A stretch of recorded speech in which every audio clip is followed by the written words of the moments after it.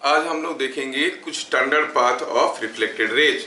कम से कम 2 reflected ray की पाथ हमें जानना जरूरी है to know the location of the image. The image is located at the point of intersection of the reflected rays. तो चलिए कुछ स्टैंडर्ड रिफ्लेक्टेड रे को याद रखते हैं। If incident ray is parallel to if incident ray is parallel to the principal axis, तो reflected ray कैसे होता है? द रिफ्लेक्टेड रे, ये सबको मालूम है, reflected ray passes through focus. क्या ये सबको याद है? फोकस का डेफिनेशन में बताया था नहीं? तो एक रिफ्लेक्टेड रे हमें मालूम हो गया। तकलीफ क्या है, हम क्या करने जा रहे हैं पहले क्लियर होना चाहिए। कोई हमारे सामने एक स्फेरिकल मिरर है, एक ऑब्जेक्ट रख दिया गया, इमेज कहाँ होगा बताओ?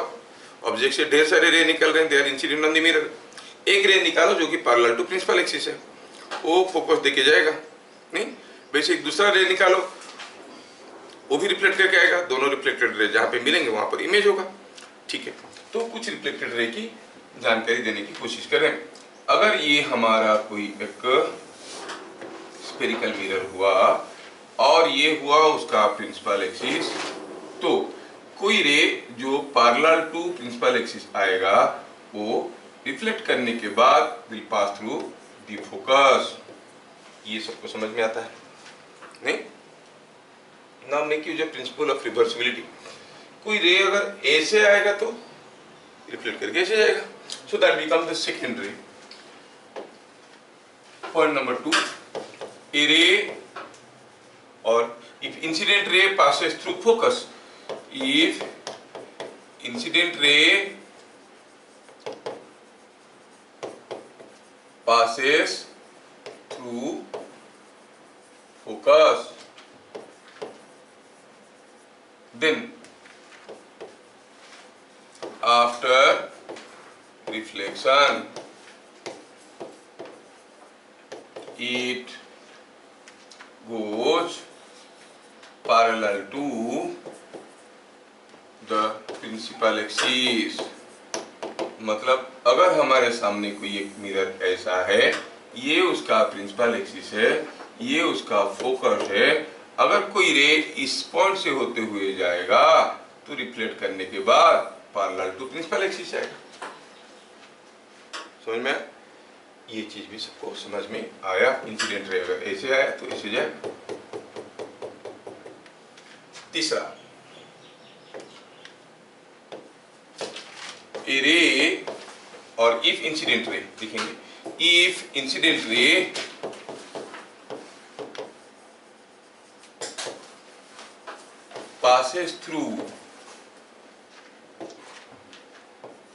passes through center of curvature C, then it is normally incident on the mirror.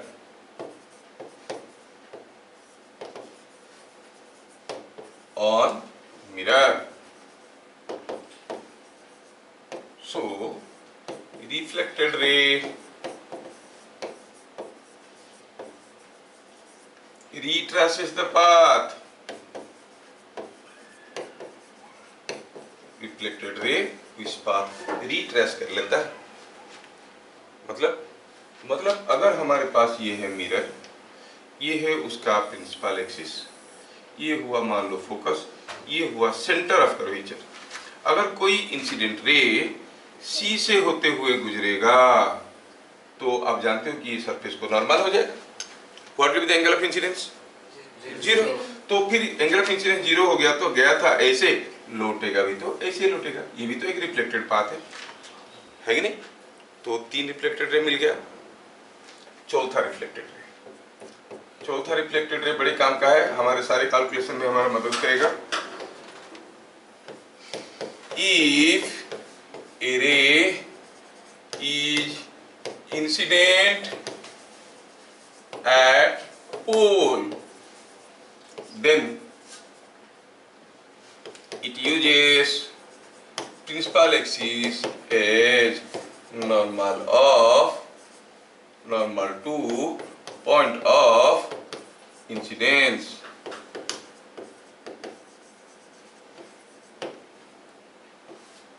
ठीक है, कह रहा है कि अगर कोई एक मिरर है, ये है उसका प्रिंसिपल एक्सिस। सपोजिंग कोई रे आके पोल पे गिरता है, पोल पे गिरेगा अगर कोई रे ऐसे आके, तो ये जो प्रिंसिपल एक्सिस है that is also the normal to the mirror at the point pole. अब ये रे कैसे रिफ्लेक्ट करेगा, जितना एंगल करके गिरा है उतनी एंगल में निकलेगा। सो ऐसे करके आपको 4 रिफ्लेक्टेड रे की कहानी बता दिया गया। मतलब कोई भी मिरर के सामने अगर कोई एक ऑब्जेक्ट रखा है, इमेज बनाना कोई मुश्किल चीज नहीं है। If the ray is incident at pole then it uses principal axis as a normal to point of incidence। समझ में आया? ये हो गया 4 ठो रिफ्लेक्टेड रे। समझ में आया? अब फायदा क्या है? फायदा ये है कि अगर हमको दिया गया कोई एक मिरर, थोड़ा ध्यान से बनाते हैं इसको, ये है कोई एक मिरर, चलो मानते हैं, और चलो मानते हैं कि ये जो मिरर है, थोड़ा इसको बढ़िया से बनाते हैं, ये मिरर है। Suppose this is what is the mirror.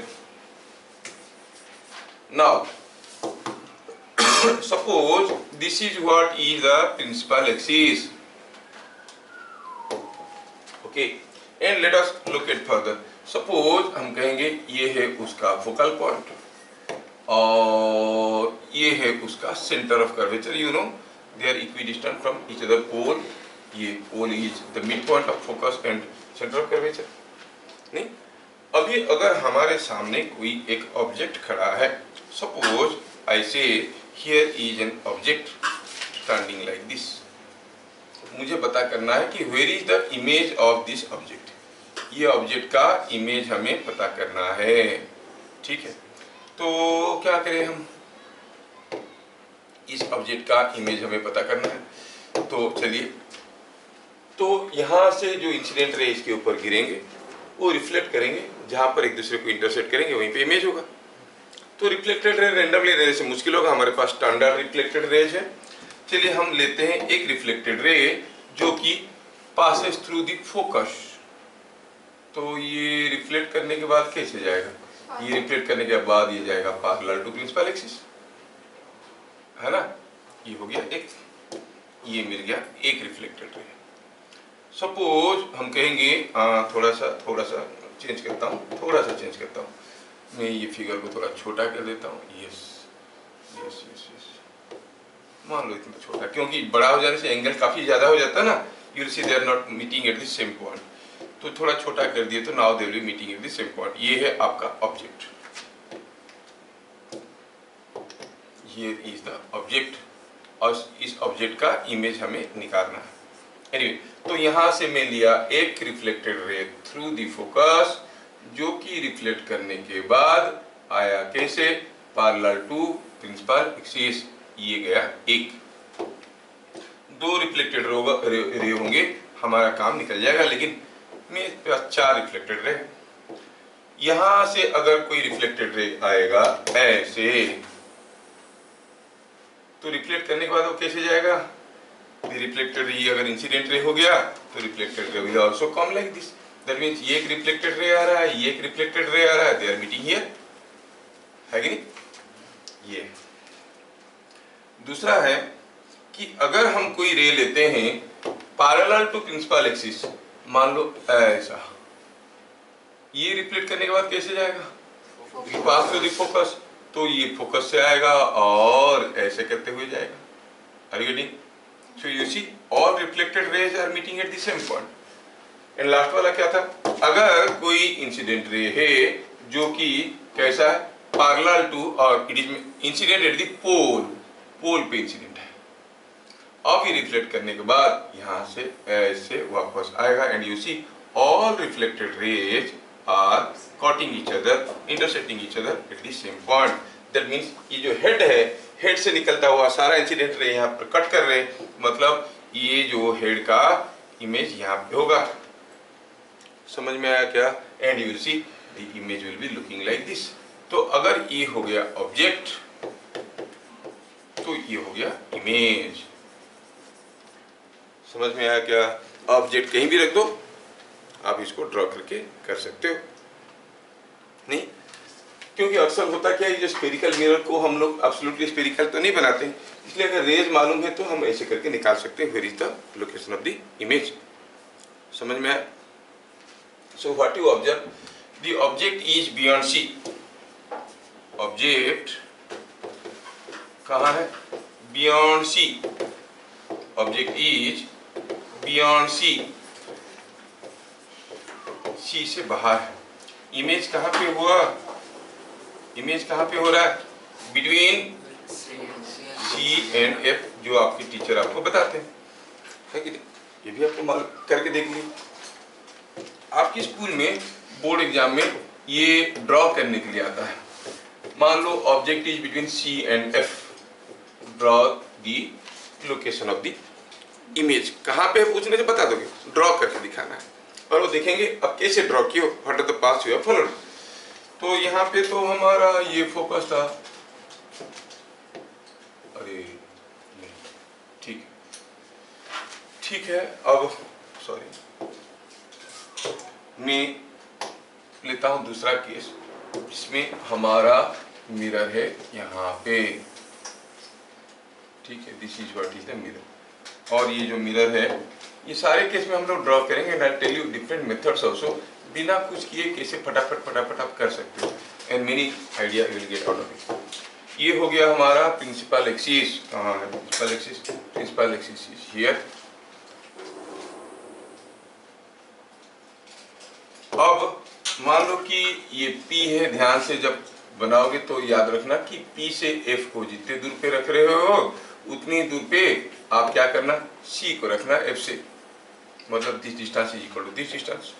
C को यहाँ रख दिया, और ऑब्जेक्ट रखा है कहाँ? बिटवीन, सपोज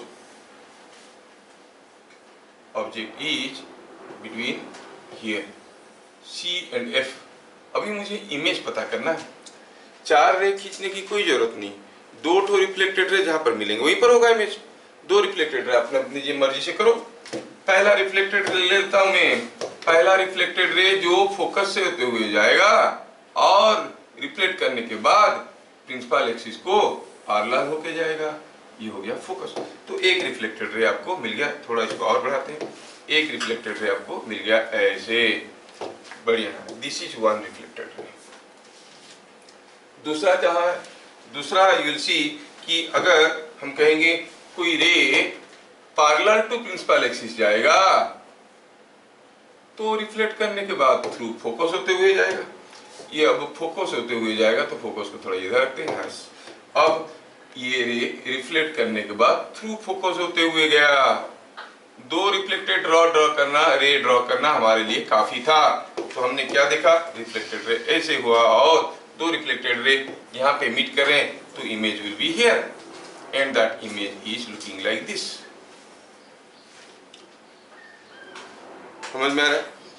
अगर ये हुआ ऑब्जेक्ट तो ये हुआ image.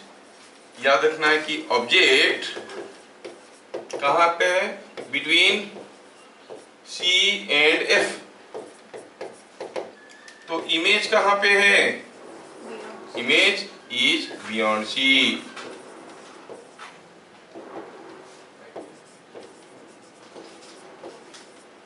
Image is beyond C.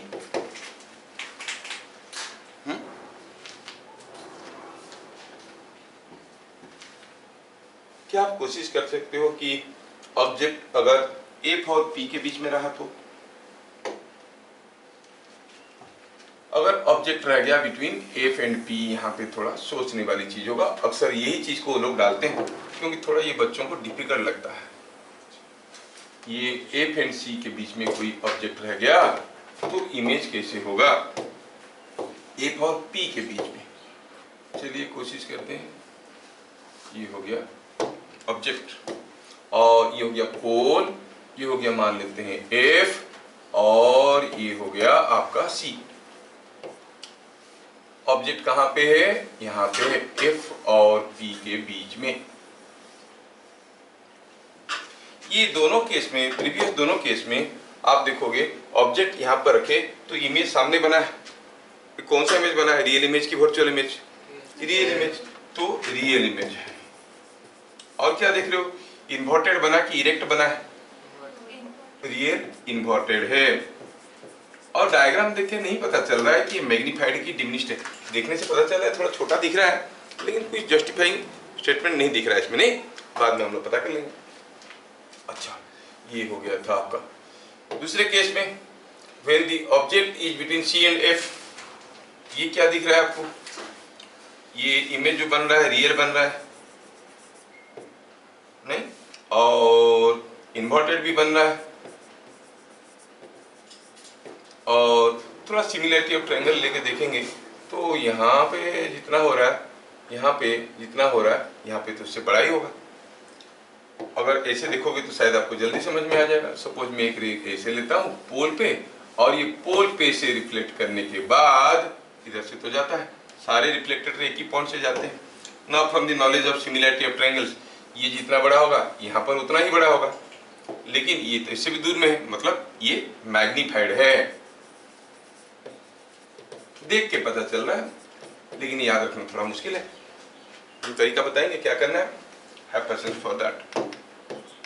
अब जो केस हम कर रहे हैं, ऑब्जेक्ट को यहाँ पे हम छोड़ दिए, चलिए ऑब्जेक्ट को यहाँ पे छोड़े तो ऑब्जेक्ट से कोई रे अगर निकलेगा पोल पे गिरेगा, तो पोल पे गिरने के बाद वो रे प्रिंसिपल एक्सिस को नॉर्मल बना के आगे बढ़ जाएगा। ये हो गया एक रिफ्लेक्टेड रे।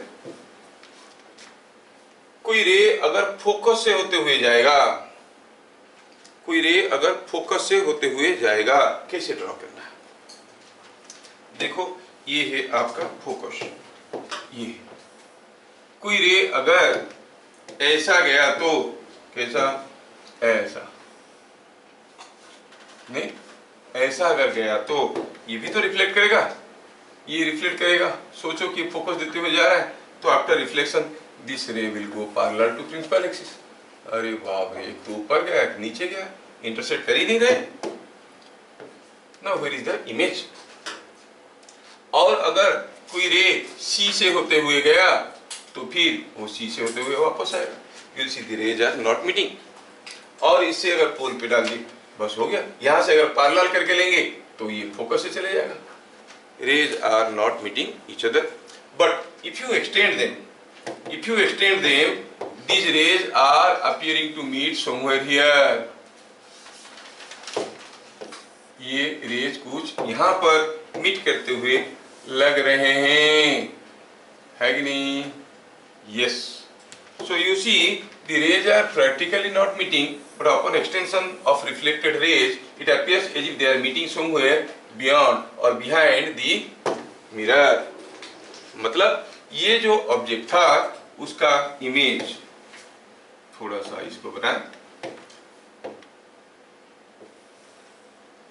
इसका जो इमेज बनेगा वो कहां पे बनेगा? यहां पे बनेगा। समझ में आ रहा है क्या? दो रिफ्लेक्टेड रे मीट तो नहीं कर रहे हैं, लेकिन upon extension they are appearing to meet. School में ड्रॉ करने के लिए बोर्ड एग्जाम में आता है ये सब चीजें। हाँ, अब ये अगर हुआ हेड ऑफ द ऑब्जेक्ट तो image will be somewhere here. ये हो गया इमेज। क्या देख रहे हैं हम लोग? देख रहे हैं कि ऑब्जेक्ट कहाँ है? Object is between C and F and P. Object कहाँ है? Between F and P. तो इमेज कहाँ है? Image is behind mirror. समझ में आया? और ये कौन सा इमेज हुआ? रियल हुआ कि वर्चुअल? वर्चुअल इमेज हुआ। मैग्नीफाइड दिख रहा है कि डिमिनिश्ड दिख रहा है? मैग्नीफाइड दिख रहा है। ठीक है। इरेक्ट है कि इन्वर्टेड है? इरेक्ट है।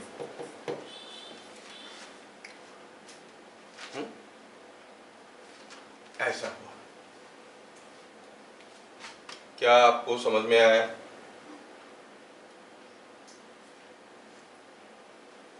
ओके। और कौन सा क्वेश्चन बाकी रह गया?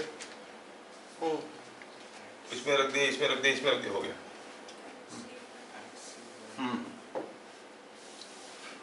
दूसरा हुआ एट सी क्या होगा, एट एफ क्या होगा। अच्छा देखो, अगर हम कहेंगे यहाँ पे, अगर मैं ऑब्जेक्ट को यहाँ पे रखता हूँ, इमेज यहाँ पे बन रहा है, मतलब ऐसे जो रे आ रहा है वो ऐसे जा रहा है, ऐसे अगर कोई रे जाएगा तो वो ऐसे जाएगा, है कि नहीं।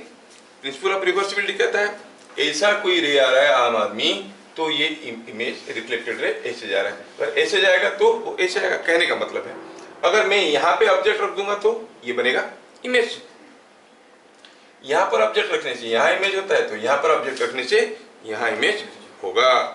समझ में आ रहा है क्या। The position of, size of, location of object in image are interchangeable. अगर इमेज की पोजीशन पे ऑब्जेक्ट को ले आएंगे तो ऑब्जेक्ट की पोजीशन पे बनेगा इमेज। अच्छा, अगर इंफिनिटी में कोई ऑब्जेक्ट है तो इंफिनिटी से जो रे आते हैं उनको हम पैरेलल मानते हैं। The rays coming from sun are parallel rays, जबकि sun is a source, rays कभी पैरेलल नहीं होंगे। इसलिए माना जाता है कि two parallel rays meet each other at infinity. दो तो पैरेलल रे कहाँ मिलते हैं, they meet each other at infinity. ऐसा क्यों मानते हैं, दो पैरेलल रे को इंफिनिटी तक खींच लोगे तो मिल जाएंगे, दो ट्रेन लाइन बहुत दूर जाने के बाद ऐसे मिल जाएंगे नहीं, लेकिन ये मैथमेटिकली संभव होता है। जैसे मैं आपको बताऊं थोड़ा सा, सपोज हम कहेंगे ये एक पैरेलल रे, देखो सपोज ये एक पैरेलल रे, ठीक है, and this is another parallel रे, ओके।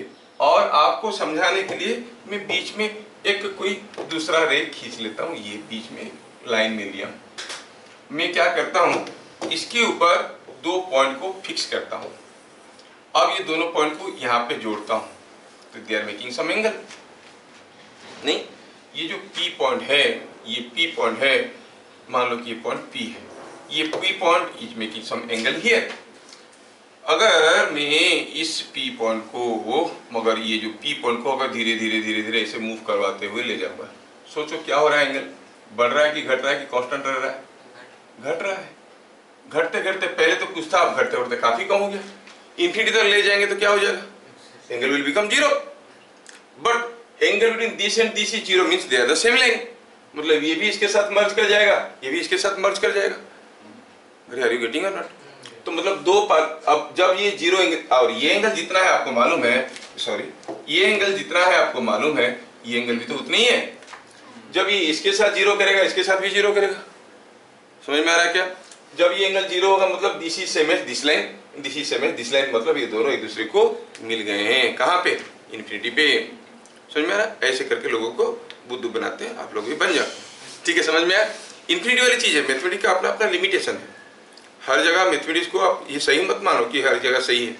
सपोज 5 आदमी एक काम को 10 दिन में करते हैं, 5 आदमी एक काम को 10 दिन में करते हैं, एक आदमी कितने दिन में करेगा, 50 दिन में करेगा। एक आदमी को ज्यादा समय लगेगा, 50 दिन में करेगा। अच्छा 10 आदमी कितने दिन में करेंगे, 5 दिन में करेंगे। नहीं, 50 आदमी कितने दिन में करेंगे, 1 दिन में करेंगे। 100 आदमी आधा दिन में करेंगे। नहीं, 1000 आदमी, मान लो 1 लाख आदमी लेंगे तो वह क्या 1 सेकंड में हो जाएगा, नहीं हो सकता। वही तो भीड़ करेंगे, एक दूसरे से मारपीट करेंगे, बनेगा क्या। मैथमेटिक्स कहता है कि हो जाएगा, लेकिन मैथमेटिकली सारी चीज होता नहीं है। तो संभालने के लिए हम लोग ऐसे बोलते हैं कि इन्फिनिटी में जाएगा तो दोनों मिलेंगे। तो two rays coming from parallel infinity are assumed to be parallel rays. कहने का मतलब हुआ अगर हमारा कोई ऑब्जेक्ट इन्फिनिटी से है, अगर हमारा कोई ऑब्जेक्ट इन्फिनिटी पे है तो वहां से जितने सारे रे हमारे तरफ आएंगे वो सारे के सारे प्रिंसिपल एक्सिस को पैरेलल होके आएंगे। समझ में आया क्या। अगर पैरेलल होके आएंगे तो रिफ्लेक्ट करने के बाद कैसे जाएंगे, फोकस से जाएंगे। मान लो सन है, सन की तरफ आप मिरर को ऐसे करके रखो, सपोज हियर इज समवेयर सन, और आप अपना मिरर को ऐसे करके रखो। सन से जितने रे आएंगे हम अस्यूम करेंगे कि सारे पैरेलल होके आ रहे हैं, और पैरेलल होने के बाद वो एक जगह फोकस से होते हुए जाएंगे। That means all the rays received on the mirror from the sun will converge to a point called focus. समझ में आया क्या। अगर ऐसे बड़ा सा एक मिरर ले लेते हैं, सनलाइट को उसके ऊपर एक्सपोज करवाते हैं, तो यहाँ पर अगर एक छोटा सा कुछ पीस ऑफ पेपर रखोगे, जैसे लेंस में जल जाता है इसमें भी जल जाएगा, क्योंकि इतना सारा रे को कन्वर्ज करके एक जगह रख रहा है। समझ में, लेंस में काम किया ना पेपर जलाने वाली, तो मिरर में भी हो सकता है। The rays are converging to a single point. कहने का मतलब ये है, if the object is in infinity the image forms at focus. If the object is at focus image will be at infinity. ये जानना है, ठीक है। When the object is at focus image will be at infinity. Logically समझ में आया ना? Yes. सो यहाँ पे इतने सारी चीज जानने के बाद और दो चीज हम लिख देंगे। क्या? When object is at focus the image forms कहाँ? Image forms at infinity, forms at infinity. और इसके पीछे की कहानी पूरा में बताया। क्या? एक तो हुआ इंफिनिटी से आता हुआ रे को हम पैरेलल रे मानते हैं।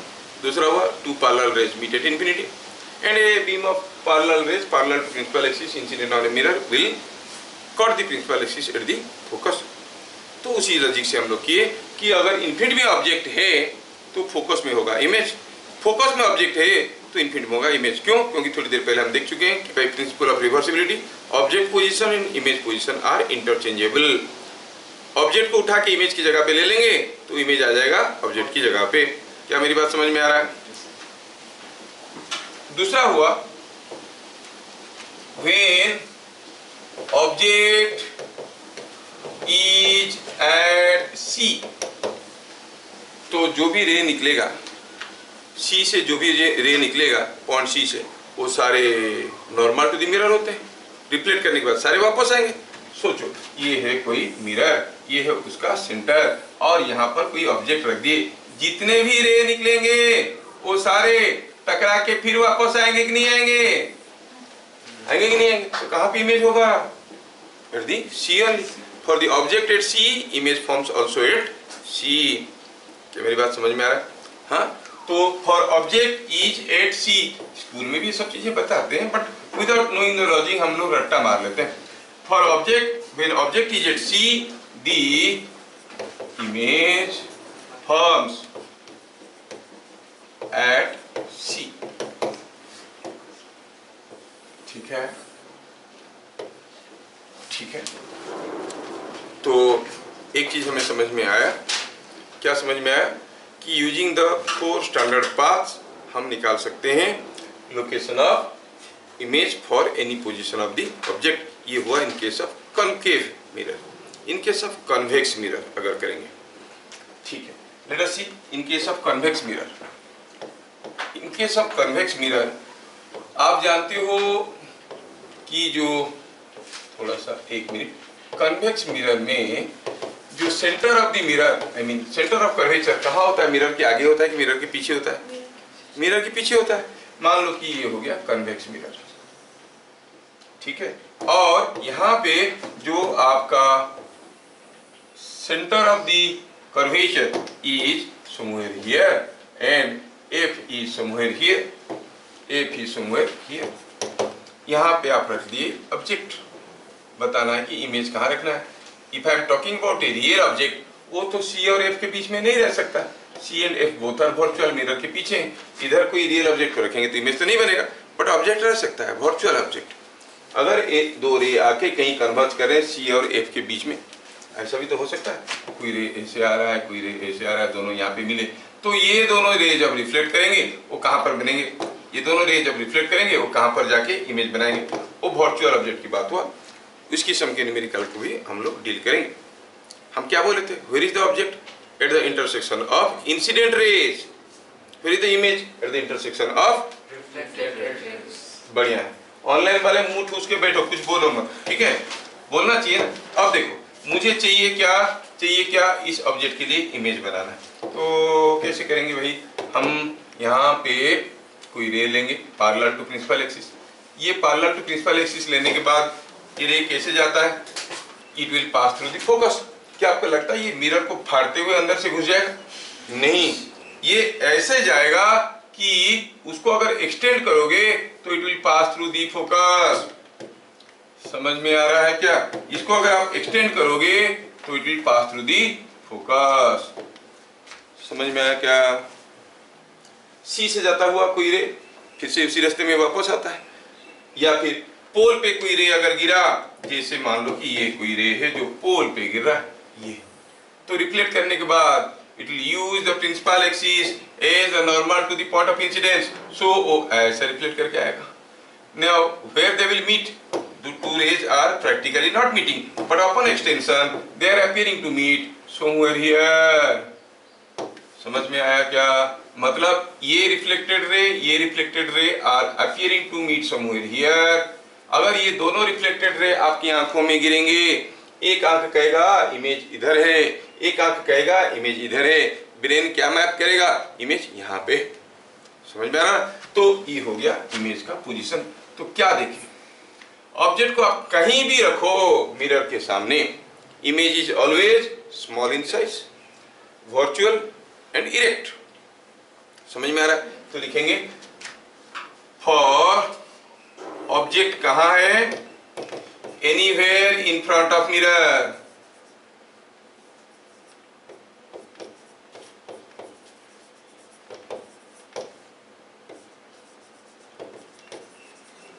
तो इमेज कहाँ है भैया? इमेज है behind mirror, between P and F, P और F के बीच में, बिटवीन P एंड F। और इमेज कैसा होगा? वर्चुअल होगा, क्योंकि मिरर के पीछे बन रहा है। इरेक्ट होगा कि इन्वर्टेड होगा? इरेक्ट होगा। और क्या होगा? ये स्मॉल साइज का होगा, डिमिनिश्ड और स्मॉल साइज का इमेज बनेगा। क्या बात समझ में आ रहा है? अच्छा, तो याद रखना कि कन्वेक्स मिरर की केस में ऑब्जेक्ट को चाहे आप कहीं भी रख दो इसके सामने, इमेज हरदम वर्चुअल बनता है और इरेक्ट बनता है और छोटे साइज का बनता है, डिमिनिश्ड साइज का बनता है। एक चीज याद रख लो, बाद में हम लोग प्रूव भी करेंगे कि हर एक वर्चुअल इमेज इरेक्ट होता है, हर एक वर्चुअल इमेज इरेक्ट होता है, हर रियल इमेज इन्वर्टेड होता है। अब जो भी इमेज देख पाते हो वो वर्चुअल है, तो आपको इरेक्ट ही दिखेगा, सीधा दिखेगा। कभी देखे हो किसी मिरर में देखे सर नीचे पाँव ऊपर दिख रहा है? नहीं, वैसे ही दिखेगा जैसे आप खड़े हो। Every virtual image is erect. Why? वो भी प्रूव करेंगे हम लोग। Why every virtual image is coming erect and every real image will B inverted, ये याद रखना। और इंटरेस्टिंगली इसके बाद हम लोग लेंस भी पढ़ेंगे। जो रूल्स यहाँ पर हम पढ़ रहे हैं वो सारे के सारे 100% अप्लीकेबल है for Lenz. Concave mirror, convex lens, convex mirror, concave lens, rules 100% same. यहाँ पर रहने से इमेज क्या होगा, कैसे होगा, वो भी वहाँ पर भी सब 100% हुई है। ठीक है, तो तब लेंस में मैं फिर से चीज़ों की याद दिलाऊंगा आपको। अभी पता चला कि कन्वेक्स मिरर में ऐसे हुआ। यहाँ पे एक इंटरेस्टिंग चीज हमें समझ में आ रहा है, क्या है कि if object and image are given on principal axis, how to find location and type of mirror,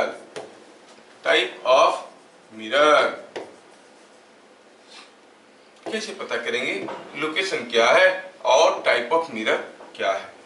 ये हो गया एक important case, type of mirror.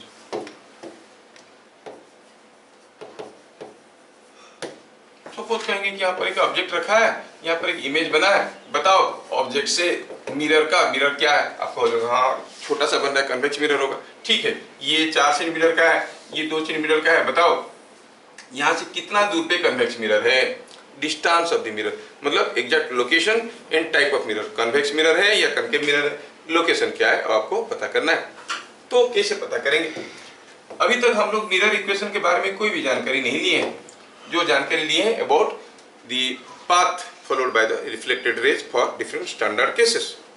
समझ को समझ में आ रहा है? बढ़िया। तो आगे देखते हैं। अभी थोड़ा नोटिस करिए, मिरर कहाँ पे है? जहाँ पर पोल है।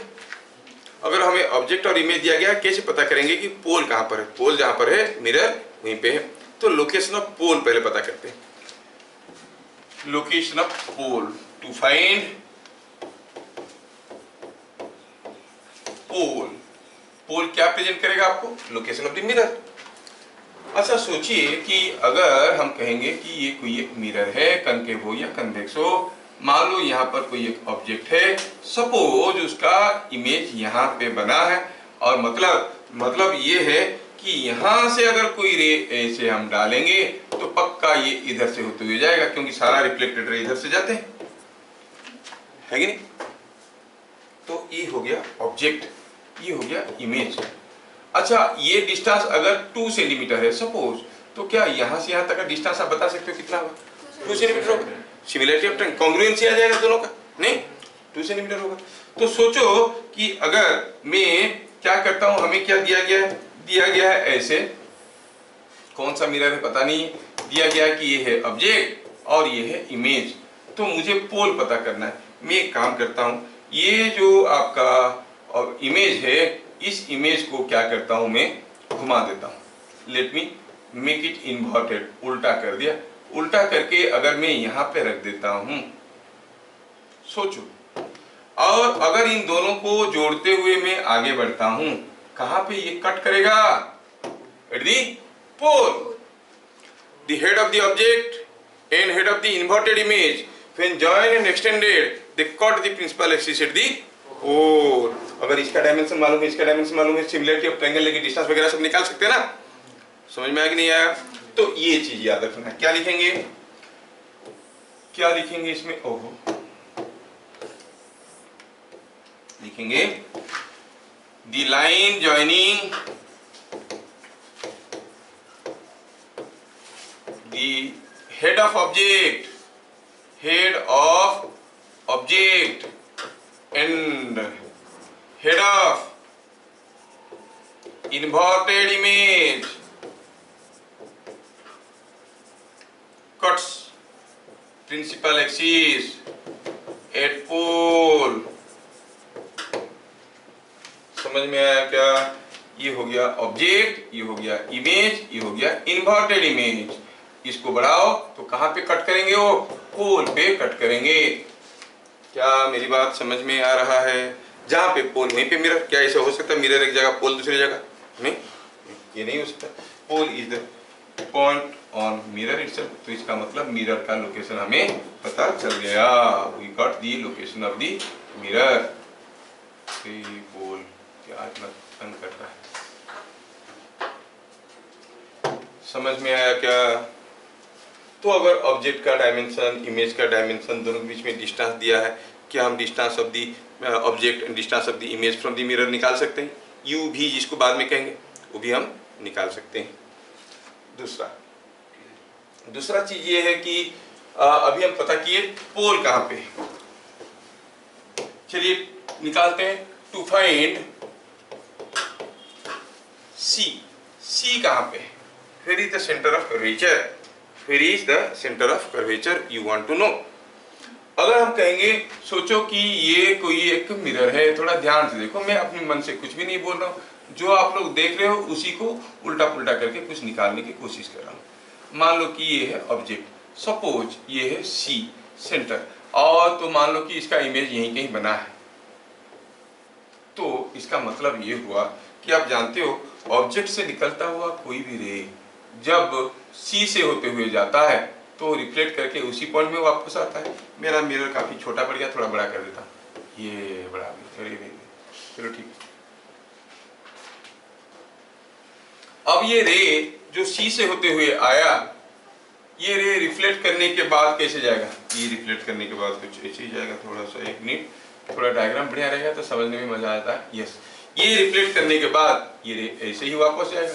और आप जानते हो कि सारे के सारे reflected ray they pass through the image, है कि नहीं? क्योंकि at the intersection of the reflected ray the image is located. तो where is C? You join the head of the object and head of the image, extend wherever they cut the principal axis, there is C. Object का head और image का head को join करके खींचो line, जहां पर वो principal axis को कट करेगा वहां पर है सेंटर ऑफ कर्वेचर। तो क्या कहेंगे? when head of object and head of image are joined, they cut principal axis at C। वो C पॉइंट में प्रिंसिपल एक्सिस को कट करेंगे। समझ में आ रहा है क्या? हाँ, ये दो चीज आपको समझ में आएगा तो काम बन जाएगा। जैसे मैं आपको छोटा सा क्वेश्चन देता हूँ। सपोज हम कहेंगे कि ये कोई एक ऑब्जेक्ट है और मान लो कि ये उसका इमेज है, ये बड़ा सा इमेज, और मान लो कि सारा डायमेंशन वगैरह दिया है, डायमेंशन से निकालेंगे न्यूमेरिकल के रूप में। पहले हम पता करते हैं कि ये प्रिंसिपल एक्सिस पे ये दो चीज हमें दिया गया है। Both of this things are given on principal axis. ये कौन है? ऑब्जेक्ट है। ये कौन है? इमेज है। अगर ये ऑब्जेक्ट होता तो इमेज यहाँ पे होता। तो किसी को भी ऑब्जेक्ट, किसी को भी इमेज मानो, कोई फर्क नहीं पड़ता। When this is object, this is image, this is object, this is image. अच्छा, हम बोले थे कि इमेज को इन्वर्ट करना है, इमेज को इन्वर्ट करो या ऑब्जेक्ट को इन्वर्ट करो, बात एक ही हो गया, क्योंकि इनमें से कोई भी एक ऑब्जेक्ट जैसे बिहेव करता है, दूसरा इमेज जैसे बिहेव करता है। ये बात सबको मालूम है। अब मुझे पता करना है कि कौन सा मिरर है और कहाँ पे। चलिए मैं कोशिश करता हूँ कौन सा मिरर है जानने की। ये फिगर को थोड़ा छोटा करते हैं, बहुत जगह ले लिया।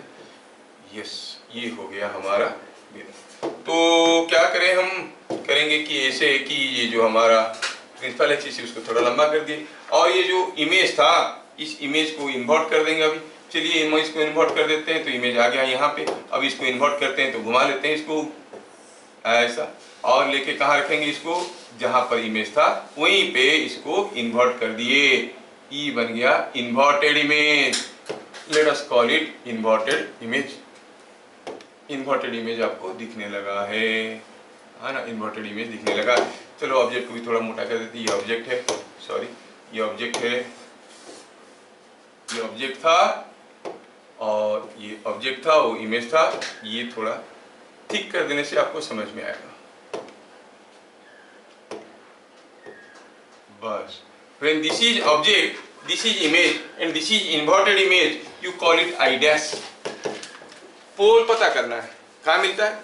The line joining head of the object and head of inverted image, when joined and extended, they meet the principal axis at the pole। मतलब मिरर यहाँ पे है, तो here is the mirror। आप कहोगे यहाँ पे है पोल, नहीं पोल मिल गया। सेंटर कहाँ है? The line joining head of the object and head of the image called the principal axis at center of curvature। ये ऑब्जेक्ट है, ये इमेज है, इनको जोड़ो। They meet each other at point C।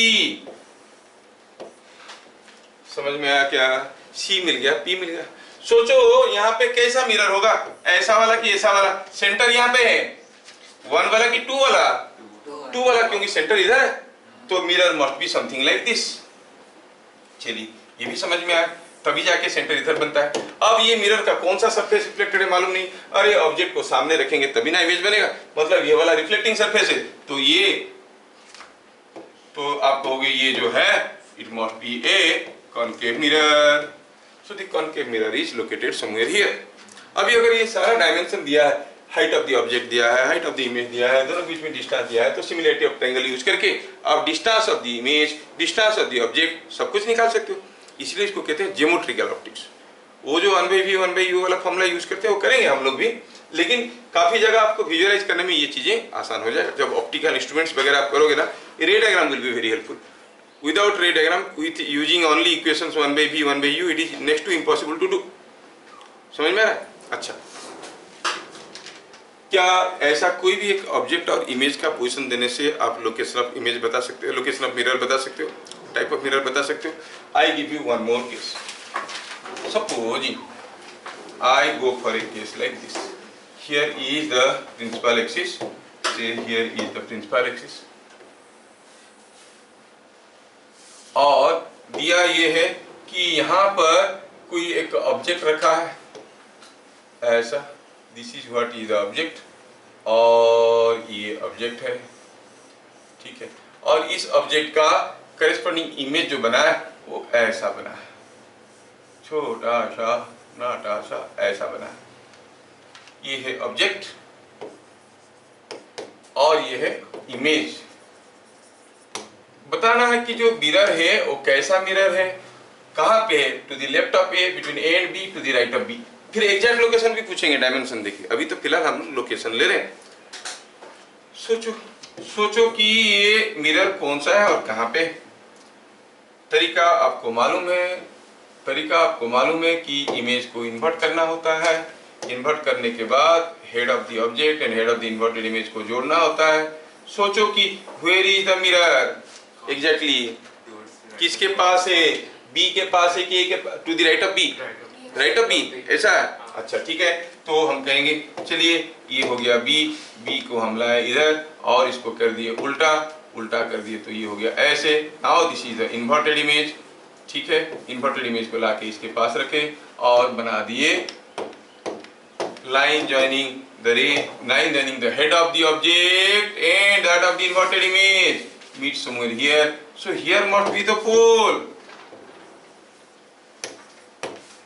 And where is C? C is somewhere here at the intersection of the line joining object head and image head with principal axis. C मिल गया। तो बताओ यहाँ पे जो mirror होगा वो concave वाला होगा कि कन्वेक्स वाला होगा? ऑब्वियसली कनकेव वाला होगा क्योंकि सेंटर इधर है। खत्म, एक concave mirror is located like this. क्या बात समझ में आ रहा है? Rules are applicable same for lens, same for plane mirror हर एक केस में। ठीक है, but for thin lenses only. Thick lenses में नहीं होता, थिन लेंस में होता है। आपकी कोर्स में थिन लेंस ही है, थिक लेंस नहीं है। समझ में आ रहा है? चलिए एक न्यूमेरिकल भी करते हैं इसके ऊपर। हाँ, सपोज मैं आपको एक केस देता हूं कि ये कोई एक प्रिंसिपल एक्सिस है और ये दिया गया है, मान लो कि समथिंग लाइक, मान लो कि ये दिया गया है समथिंग लाइक 6 सेंटीमीटर और इसके लिए एक इमेज बना है कुछ ऐसा। कितने का? ये मान लो इमेज बना है 3 सेंटीमीटर। ठीक है, और इन दोनों के बीच में जो डिस्टेंस है वो दिया है 20, दिया है 30 सेंटीमीटर। ये ऑब्जेक्ट है, ये इमेज है। वो आपको पूछेंगे find the focal length out of it, but अभी उतना अंदर नहीं जाते, अभी करते हैं find distance of object and image from mirror. Also find focal length of mirror।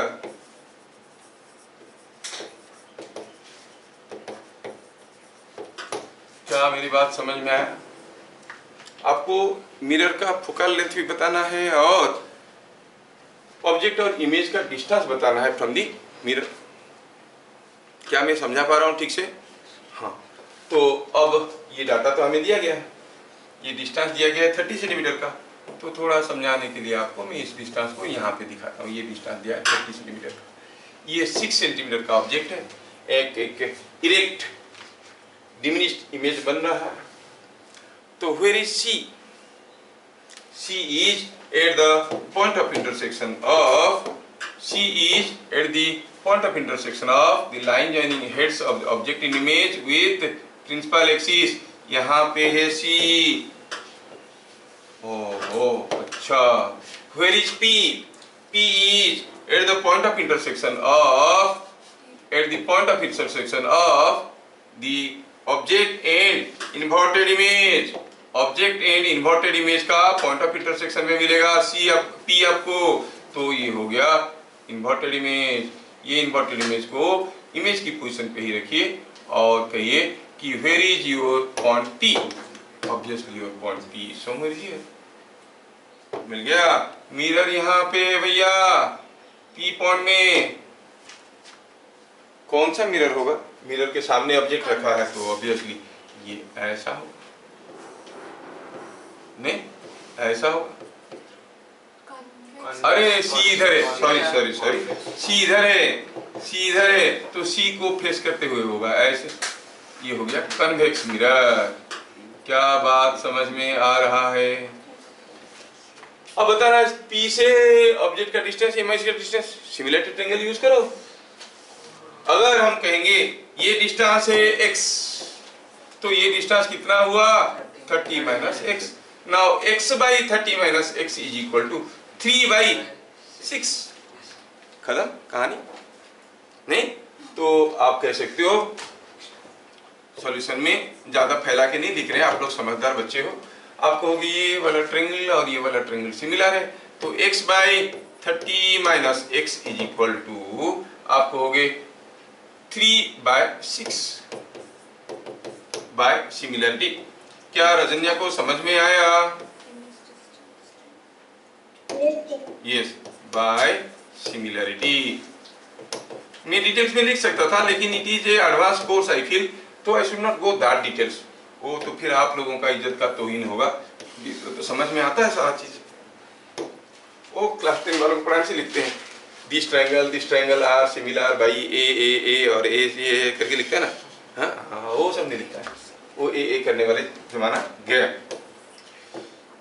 तो यहाँ से निकालोगे कितना हो गया 1/2, 2x is equal to 30 minus x और 3x is equal to 30। x कितना हुआ 10। अभी आपको समझ में आ रहा है क्यों मैं पहले 20 लिखा था फिर बाद में 30 कर दिया? मैंने कहा इंटीग्रल वैल्यू, क्योंकि मैं क्वेश्चन बनाता हूँ आंसर ही बना लेता हूँ। समझ में आया? तो इट इज 10 सेंटीमीटर। तो इसका मतलब distance of image from the mirror is 10 centimetre, distance of object from the mirror is 20 centimetre. तो क्या पता चल गया? Distance of object and image from mirror, ध्यान रहे सारा डिस्टेंस उसको हरदम मिरर से मेजर किया जाता है। फ्रॉम मिरर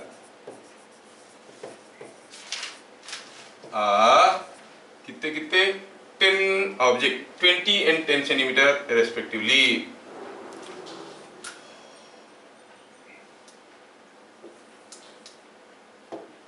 थोड़ा जगह बनाना पड़ता है हर चीज के लिए, जगह की कमी है हमारे देश में, आप जानते हो। ये जब तक पॉपुलेशन, हाँ बोल बेटा। सर जो रिफ्लेक्टेड पार्ट है मिरर का, सर वो x के साइड गिरेगा ना? हाँ ये जो इमेज है ये डिस्टेंस को मैं x बोल रहा हूँ। हाँ बोलो क्या बोल रहे थे? तो वो सर जो सिल्वर पार्ट है ये मिरर का, सर वो इस साइड गिरेगा ना, जो ऑपोजिट साइड आप जिस साइड बनाए हैं। हाँ तो ये P है तो उसका C यहाँ पे। सर वो शेडिंग ओ शेडिंग, ओ शेडिंग गड़बड़ कर दिया ना। अरे बोलना चाहिए ना तुम लोगों को, मैं थोड़ा एब्सेंट माइंडेड हो गया तो गड़बड़ किया। Thank you pointed it out properly. Shading गड़बड़ है, यस। वो क्या है कि प्रॉपर्ली शेविंग नहीं करने से दाढ़ी किधर भी निकल सकता है। थोड़ा ध्यान रखना पड़ता है कि दाढ़ी कहाँ बन रहा है।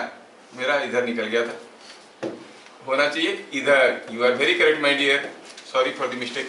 हाँ तो distance of object and image from mirror are 20 centimetre and 10 centimetre respectively. तरीके से लिखना सीखो। आप ही लोग यार बोलते नहीं। मैं बोला था किसी को नहीं मिला, मेरा एक लड़का को किशन लाल करके, उसको NIT में कंप्यूटर साइंस मिला है। मेरे को अभी बोल रहा है, मेरे को बोला मिठाई लेकर वैसे कल सुबह आएंगे। बताते नहीं ये लोग को रिजल्ट करके, ठीक है। गॉट कंप्यूटर साइंस इन मेडिकल NIT। एनीवे कहाँ रहते हैं, किधर काम में बिजी रहते हैं। अच्छा अभी और क्या पूछा है? फोकल लेंथ कैसे पता करेंगे? फोकल लेंथ अगर किसी तरह से PC पता चल जाएगा, उसका आधा ये रेडियस है। PC पता करने की कोशिश करो। PC पता करने के लिए आप ये छोटा ट्रायंगल को मान लो y, ये डिस्टेंस को मान लो y। मैं फिगर को दूसरी जगह ले लेता हूँ and you will see I want to take the figure in the next page. मुझे फोकल लेंथ पता करना है। ओहो फोकल लेंथ पता करना है तो let us go to the next page and see import. मुझे फोकल लेंथ पता करना है। सपोज आई से दिस डिस्टेंस इज y, तो ये ट्रायंगल भी तो सिमिलर है नहीं? तो आप कहोगे y बाय ये पूरा कितना है? ये पूरा 30 है, 30 plus y। Again y by 30 plus y कितना हो गया? ये y है, ये 30 प्लस y है, इज इक्वल टू 3/6 हुआ ना? ये वाला ट्रायंगल और ये वाला ट्रायंगल सिमिलर। हाँ, तो फिर इसमें से मिला 2y is equal to 30 plus y और y is equal to 30 centimetre. y मिल गया 30 सेंटीमीटर। ये कितना है? 10 सेंटीमीटर। तो पूरा कितना हो गया? PC कितना हो गया? So PC is equal to r is equal to x plus y and it is equal to 40 centimetre. तो फोकल लेंथ कितना है भैया? r/2 20 centimetre. क्या मेरी बात समझ में आ रहा है? हाँ, तो ऐसे आप भी क्वेश्चन कर सकते हैं, जो भी क्वेश्चन देने से आप लोग कर सकते हो, ठीक है? So from the knowledge of object and image on principal axis we can know the focal length. This is geometrical optics ना, ज्योमेट्रिकली आप निकाल सकते हो focal length, position of the mirror, type of the mirror, है ना, distance, object distance, image distance, सब कुछ हम पता कर सकते हैं, ठीक है? ठीक है, ये हो गया एक क्वेश्चन। मैं चाहूंगा कि आप एक दूसरे क्वेश्चन को खुद से करो थोड़ा। I now change the case. पहले बताओ कि इस केस में where is the what is the type of mirror. में एक छोटा सा केस देता हूं। सपोज ये प्रिंसिपल एक्सिस है, ऑन प्रिंसिपल एक्सिस ऑब्जेक्ट और इमेज दिए गए हैं और दोनों देखने में एक जैसे हैं। ये जितना बड़ा है और दिया है कि ये उतने ही बड़ा है। ये ऑब्जेक्ट है, ये इमेज है। बताओ कहाँ पे है मिरर? ये ऑब्जेक्ट है, sorry, this is what is object and this is what is image. थोड़ा कंफ्यूज करने के लिए दिया हूँ। इन दोनों के बीच में डिस्टेंस दिया है 20 सेंटीमीटर। बताओ कौन सा मिरर यूज हुआ है और कहाँ पे है वो मिरर? कैसे पता चला? देख के पता चला ना। But as per our theory should be valid also no. Let us check कैसे करेंगे? सेंटर ऑफ कर्वेचर कहाँ मिलता है? हेड ऑफ ऑब्जेक्ट और इमेज को जोड़ो और बढ़ाते जाओ। जहां वो प्रिंसिपल एक्सिस को कट करेगा क्या? ये तो बढ़ते जाएगा, कहीं भी नहीं कट करेगा। और where is the pole? At the position of the object and the line joining object and inverted image. Head of object and head of inverted image for the pole. तो ठीक है, अगर ये आपकी इमेज है, मतलब आपका इमेज तो आपको मालूम है, ये अगर इस ऑब्जेक्ट का इमेज है तो इसका इन्वर्टेड कैसे बनेगा? ये इसका इन्वर्टेड ऐसे बनेगा। ये इन्वर्टेड इमेज को यहाँ पे लाओ, ये जितना बड़ा है ये उतनी बड़ा है, इसको यहाँ पे जोड़ दिए। जोड़ने के बाद दोनों की हेड को अगर हम जोड़ते हैं तो दोनों का हेड को जोड़ो तो भैया ये बीच में ही कट करेगा, क्योंकि दोनों का डायमेंशन बराबर है ना। ये डायमेंशन और ये डायमेंशन बराबर है, तो ये मिड पॉइंट होगा। कितना होगा? 10 सेंटीमीटर। 10 सेंटीमीटर होगा। कौन सा मिरर है? जिसका सेंटर इंफिनिटी में है। जिसका सेंटर, अब सोचो, इसका ये मिरर का सेंटर ज्यादा दूर पे है कि ये मिरर का सेंटर ज्यादा दूर पे है? ये वाला का ज्यादा दूर पे होगा, क्योंकि जितना ये बढ़ जाता है, फ्लैट होने लगता है, उतना दूर में जाता है। और भी इसको फ्लैट कर देंगे तो इसका तो सेंटर और भी दूर में होगा।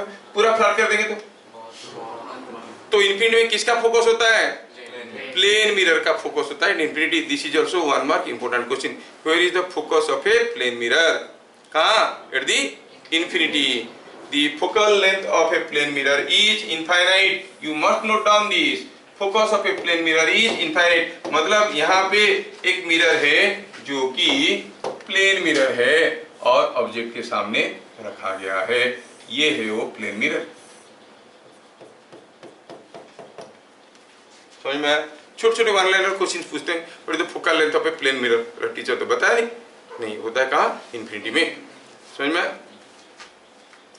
यस, ये बात हुआ। ठीक है, ये भी आप समझ गए। ठीक है, मैं अब दूसरा क्वेश्चन देता हूं आपको करने के लिए। सपोजिंग हम कहेंगे कि यहाँ पे कोई एक ऑब्जेक्ट है ये है ऑब्जेक्ट और ये है ऑब्जेक्ट और ये उसका करिस्पॉन्डिंग इन्वर्टेड इमेज। ये इन्वर्टेड इमेज है, ऑब्जेक्ट का इमेज दिया गया है और दिया गया है कि they are shown on the principal axis. ये प्रिंसिपल एक्सिस के ऊपर दोनों खड़े हैं। क्वेश्चन ये है कि ऑब्जेक्ट का हाइट दिया है, मान लो कि ये 3 सेंटीमीटर और ये दिया है 9 सेंटीमीटर। समझ में? यस। पूछा है find focal length of the mirror used. वाह, और ये डिस्टेंस भी दिया है। ये डिस्टेंस कितना दिया है? चलो मानते हैं कि ये 10 सेंटीमीटर दिया है। नहीं, 10 काफी कम हो जाएगा। ये 1/3 होगा तो ये 2/3 होगा तो 3 9। हाँ, 10 सेंटीमीटर काफी होगा। ये 10 सेंटीमीटर है। ये है ऑब्जेक्ट और ये है इमेज। आपको पता करना है what is the focal length of the mirror used. Draw रे diagram for this object and image. Draw the रे डायग्राम। तो आपको समझ में आना चाहिए कि रे डायग्राम कैसे करेंगे। क्या आप लोग इसको कर सकते हो? थोड़ा समय की तंगी है, मैं करना चाहता हूँ यार, मेरे को थोड़ा I do have some important meeting 45 में बोला था। ठीक है, तो मैं करता हूँ, फटाफट करते हैं, शुरू करते हैं। आप लोग भी करते रहो। अब हमें पहले देखना है कि कहाँ पर मिलेगा क्या ऑब्जेक्ट और इमेज को, हेड को ज्वाइन करता हुआ लाइन कहाँ पे प्रिंसिपल एक्सिस को कट करेगा। जहां पे कट करेगा वहीं पे होगा पोल। ठीक है, वहीं पे होगा, नहीं पोल, वहीं पे होगा सेंटर ऑफ कर्वेचर। नहीं तो ठीक है, ऑब्जेक्ट हेड इमेज हेड को जोड़ दिए, जहां कट किया वहां पे हो गया सेंटर ऑफ कर्वेचर सी। हाँ, ये 3 है, ये 9 है। ये जो 10 सेंटीमीटर दिए थे ना, इसको थोड़ा 15 सेंटीमीटर कर लो, आपका कैलकुलेशन आसान होगा। अननेसेसरी नहीं तो फ्रैक्शंस आएंगे 15 सेंटीमीटर से। ठीक है, अब ये होगी बात। तो सेंटर मिल गया आपको, फिर चाहिए आपको क्या? लोकेशन ऑफ पोल। कैसे पोल को पता करते हैं? या तो ऑब्जेक्ट का या फिर किसी इमेज का, किसी एक को उल्टा कर दो, क्योंकि दोनों तो एक दूसरे के कॉम्प्लीमेंट्स हैं। ऑब्जेक्ट की पोजीशन पे इमेज आएगा तो इमेज की पोजीशन पे ऑब्जेक्ट जाता है। आप इसको ऑब्जेक्ट कहोगे तो इसको इमेज कहोगे, इसको ऑब्जेक्ट कहोगे तो इसको इमेज कहोगे। कोई भी ऑब्जेक्ट कोई भी इमेज हो सकता है। उल्टा करिए और ड्रॉ करिए कि इसका कैसा होगा। इन्वर्टेड ऑब्जेक्ट, इन्वर्टेड ऑब्जेक्ट उल्टा हो गया, ये आया इन्वर्टेड ऑब्जेक्ट। ये जो इन्वर्टेड ऑब्जेक्ट यहाँ पे बना, इस इन्वर्टेड ऑब्जेक्ट और इसको जोड़ता हुआ लाइन जहाँ पे मिलेगा वहां पे मिलेगा आपको पोल। हियर इज द मिरर, और ऑब्जेक्ट इधर है तो mirror must be like this, centre भी इधर है। Mirror must be A concave mirror. Yes, ये कॉनकेव मिरर होगा। क्या ये सबको समझ में आ रहा है? हाँ, और क्या रखा है इसमें तो हो गया काम। ये डिस्टेंस कितना है मालूम नहीं है, call this distance to be x। क्या निकालना है हमको? हमको निकालना है फोकल लेंथ। नहीं तो चलो देखते हैं। ये अगर x हुआ तो आपको हो गए ये बड़ा वाला ट्रायंगल और ये छोटा वाला ट्रायंगल सिमिलर है, तो आपको हो गए x बाय ये बड़ा वाला का लेंथ कितना है वो तो मालूम नहीं, ये 15 है। 15 plus x is equal to this by this 3/9। इससे पता चला कि 3x 2x is equal to 15। x is equal to 15/2। x का वैल्यू हो गया 15/2 सेंटीमीटर। आया, x मिल गया। अब किसी तरह से अगर हमें ये y मिल जाएगा तो फिर हमारा काम बन जाएगा। नाउ ये छोटा ट्रायंगल, ये छोटा ट्रायंगल आर सिमिलर, ये वाला छोटा ट्रायंगल और ये वाला छोटा ट्रायंगल सिमिलर है। ई वाला छोटा ट्रायंगल और ई वाला छोटा ट्रायंगल ये दोनों सिमिलर है कि नहीं? तो आपको हो गए कि y बाय ये कितना है 15 minus y, y by 15 minus y is equal to y by 15 minus y is equal to 3/9। इससे क्या पता चलता है? 3y 4y is equal to 15, y is equal to 15/4। तो r कितना हो गया? x प्लस वाई 30/4 15/4 इज 45/4 और f कितना हो गया उसकी आधा r/2 इज 45/8 सेंटीमीटर। क्या बात समझ में आ रहा है ना? इंटरेस्टिंग। तो ये विदाउट यूजिंग यू भी कैसे हम करेंगे ये हम सीख गए। क्वेश्चन क्या था इसमें निकालने के लिए? Find the focal length. Sir बोलो। फाइंड एफ और फोकल लेंथ। ये कहाँ इतना नीचे आ गया? Find focal length of mirror used. थोड़ा सा छोटा कर देते हैं। Yes, find focal length of mirror used. ठीक, ऑफ मिरर यूज्ड। हाँ बोलिए। सर मैं 10 लेके किया था, वो f निकला 2.5। 10 लेके किया था? हाँ। 9 की जगह 10 ले लेते। नहीं 15 की जगह। हाँ 10 लेते तो हम क्या करें? ठीक है, जो आया वही। तो अगर आप 15 लेते तो शायद यही आता। 10 ले ले, कुछ भी ले सकते हैं हम, तो ऐसे दिए हैं कि आप कैलकुलेट करने में दिक्कत ना हो। Is it okay? कुछ नई चीज सीखने के लिए मिला? बताए थे सब, तुम लोग भूल गए नहीं? हाँ यही तो भूलने में मजा है। बच्चे जितना भूल जाएंगे उतना अच्छा। They come again and again for the same thing. नहीं, किसी मरीज को डॉक्टर क्या चाहता है? पेशेंट को हम बढ़िया से मेडिसिन तो दें, लेकिन ये पेशेंट कुछ बदमाशी करे कि मेडिसिन ना खाए, 1 महीने के बाद फिर चाहे। नहीं ये